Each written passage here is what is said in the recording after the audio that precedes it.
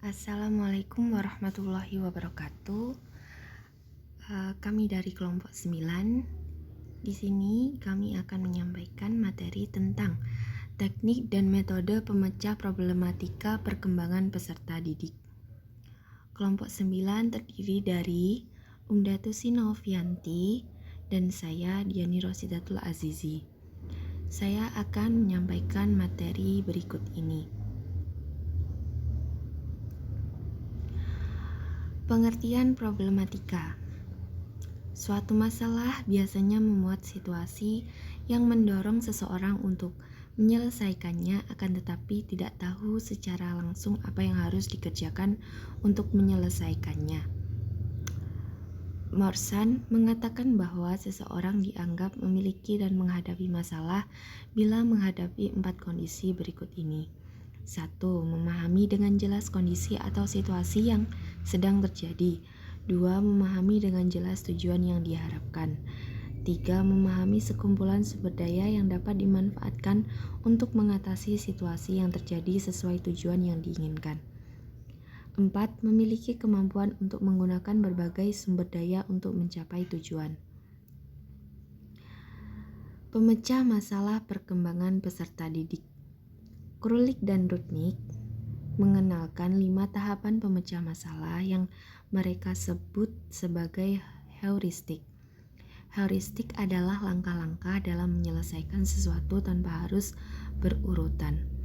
Dalam bukunya Teaching, Reasoning, and Problem Solving in Elementary School, mereka mengkhususkan langkah ini dapat diajarkan di sekolah dasar. 5 langkah tersebut adalah read and think, membaca dan berpikir, yang meliputi kegiatan mengidentifikasi fakta, mengidentifikasi pertanyaan, memvisualisasi situasi, menjelaskan setting, dan menentukan tindakan selanjutnya. Explore and plan, eksplorasi dan merencanakan, yang meliputi kegiatan mengorganisasi informasi, mencari apakah ada informasi yang sesuai atau diperlukan. Yang ketiga adalah select a strategy, memilih strategi, yang meliputi kegiatan menemukan atau membuat pola, bekerja mundur, coba dan kerjakan, simulasi atau eksperimen, penyederhanaan atau ekspansi, membuat daftar berurutan, dedukasi logis, dan membagi atau mengkategorikan permasalahan menjadi masalah sederhana.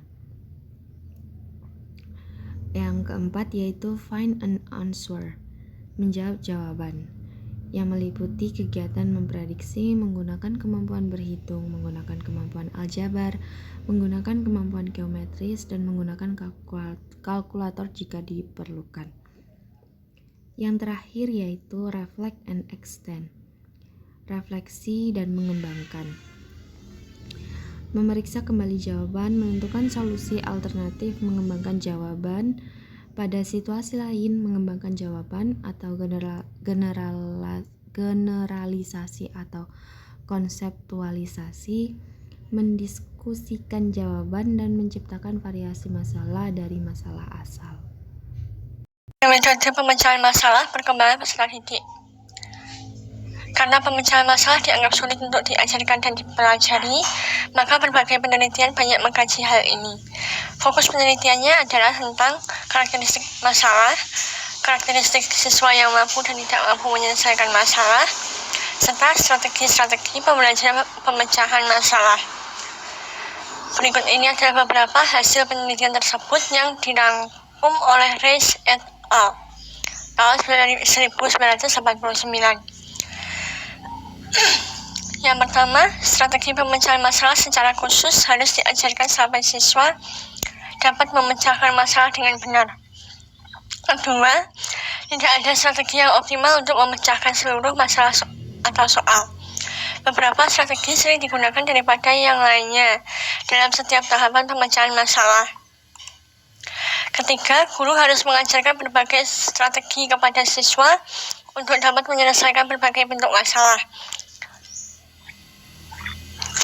Siswa harus dilatih menggunakan suatu strategi untuk berbagai jenis soal atau menggunakan beberapa strategi untuk soal.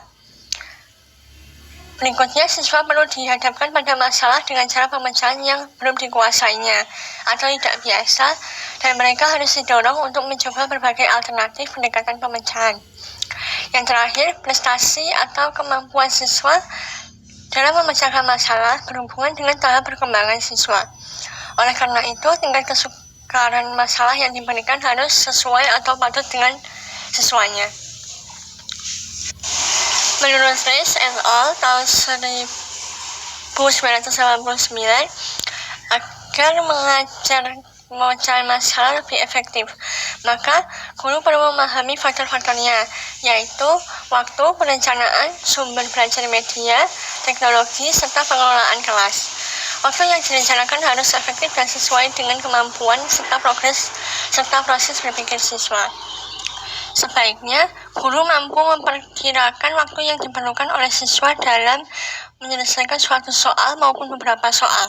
Seluruh tahapan pembelajaran harus dipersiapkan dengan baik, meliputi strategi guru, sumber belajar, alat peraga atau media, serta teknologi. Berdasarkan teori Piaget, dalam kurung Reis tahun 1999, karakteristik siswa sekolah dasar masih berpikir operasional konkret atau menurut Brunner mengikuti Reis tahun 1999 masih dalam tahap inaktif dan ikonik. Oleh karena itu, guru perlu menyiapkan alat-alat peraga manipulatif bagi siswa untuk digunakan dalam membantu memahami dan memecahkan masalah. Sekian presentasi dari kami. Bila ada yang ditanyakan, silakan. Assalamualaikum warahmatullahi wabarakatuh.